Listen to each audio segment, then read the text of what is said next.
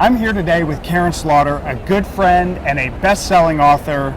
She's among the top-rate authors you will find for thriller writing, and so I'm thrilled to have an opportunity to talk with her here at BEA. And you have a new book coming out, and we'll talk about that in a second, but I just want to talk about you a little bit, where you grew up. I mean, it's interesting how what was once a small town, that setting has found its way into a number of your books. How do you use setting to kind of set the stage? Is it a lot from your childhood, or? It's a big mixture, you know. They always say write what you know, and I know small town life. I know what it's like to grow up in the South, where you get in trouble downtown, and by the time you get home, your mama has a switch waiting for you. Which is far worse than the authorities. Exactly, right? yeah. So, I wanted to write about that community, and the thing is, growing up in the South also, I know that people have their secrets. There's one face you show your friends and one face you show your neighbors, and that really lends itself well to thrillers. And that's the South too, I think. Yeah, absolutely. It's very, very true. Well, you knew early on, I think, that you wanted to be a writer. Absolutely. But somehow I know you ended up owning a sign store. So how did you go from business owner, small business owner, to best-selling author? Or was it just Friday you decided, close the store down, and Monday you hit the New York Times list? I wish. No, it was a struggle for about 10 years, and I didn't want to be a starving artist, nor did my parents. They made it clear I couldn't move back home to support my writing habit. So I had to have a job, and I was in the sign industry. It was fairly simple for me. But being a small business owner, being in sales was a good skill translation to being an author, because you always have to sell yourself as an author, and we always have to keep in mind that our job is to deliver the best book we can, but then that's not when the work stops. You still have to go out and talk to people. Talk about the book. Well, if you look at your work, you're interested in police procedure and forensics and crime, and where did that start? Was that a childhood thing too, or was that somebody in a sign store? Where did that begin? Well, dealing with the public, you often think of ways to murder people. Small business. Exactly. I grew up during the time of the Atlanta. I think it's good that you're not doing that anymore. Yeah. But I was growing up during the time of the Atlanta child murders. So from a very early age, I become conscious of crime and that bad things can happen to people. And I saw how it changed our small town. Suddenly everyone was suspicious. No one gave you the benefit of the doubt anymore.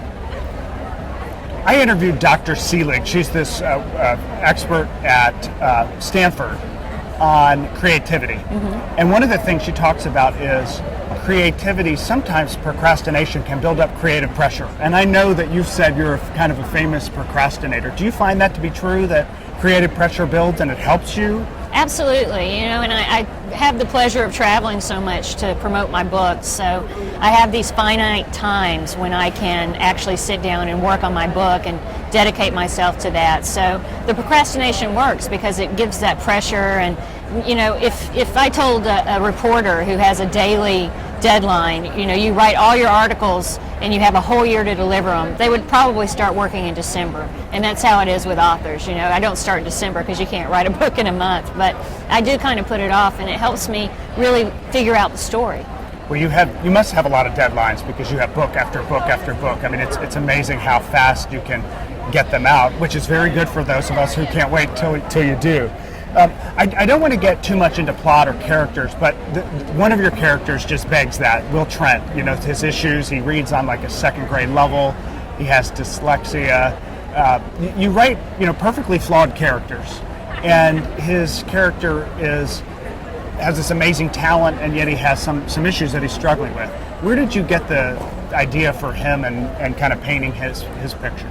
Well, my sister has mild dyslexia, and growing up she had no idea, and she didn't realize until she was in her 20s and finally was diagnosed that this was an issue. So basically she just thought she was stupid for most of her life. And I wanted to write about a character who experienced that. And also I love that Will has to rely on different things to be a detective. As a writer, that makes it more interesting. It does. Well, in this latest book, Criminal, Will has to go back to some very difficult situation in his childhood. Was that something autobiographical? Were you revisiting your childhood, or was that? Oh God, I hope not. He had a pretty awful childhood. Well, I did a lot of research for that time period, which was the 1970s, and I was born in the 70s. I won't say when, but just say 79. That's right, 79. But just looking at how things were, especially for women, was really fascinating to me, and talking to women who were police officers in the 1970s, and men too, about how it was. It was just a tremendous thing for me as a woman who's a writer and who has, some independence and that kind of thing, to think about what it was like for them. Well, I want to talk about your dad. Mm-hmm. He's had such a great influence on you, and he's just a terrific man.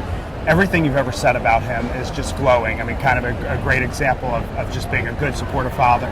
But he grew up with a lot of siblings, difficult conditions. But one of the things he did for you was he supported what you loved and took you to a library. And as a result, you become a big library advocate, and I share that passion.